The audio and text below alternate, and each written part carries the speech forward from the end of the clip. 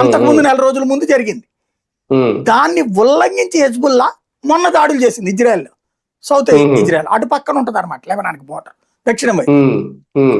మొన్న ఇటు ఇరాన్ మీద అమెరికా ఇదే ఇజ్రాయెల్ దాడులు చేస్తున్నప్పుడు ఇజ్రాయెల్ మీద అది డ్రోన్లు దాడులు చేసింది హెజ్బుల్లా.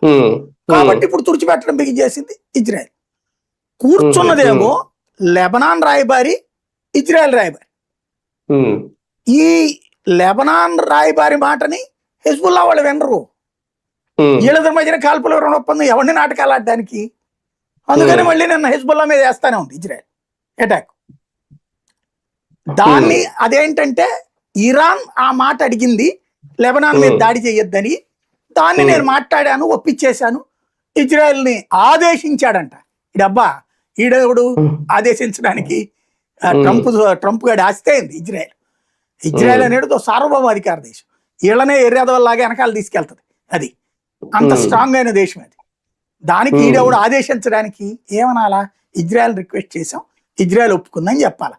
కానీ ఒళ్ళు కొవ్వెక్కి బలుపెక్కి మాట్లాడతాడు కదా ట్రంప్, నేను ఆదేశించాను ఇజ్రాయెల్కి అన్నాడు వాడు. అందుకని వాళ్ళు నిన్న వెళ్ళి మళ్ళీ వేసాడు హెజ్బుల్లా ఆదేశం అనేటప్పటికి. అడికి ఆదేశం అంటే మండుతుంది అనమాట బేసిక్ గా. ఏదో పెద్ద రెట్టమని విలువిస్తాడు, చేతస్థంగా కోరు కదా, అయిపోయింది. ఆ కారణాన్ని చూపెట్టి ఇక్కడ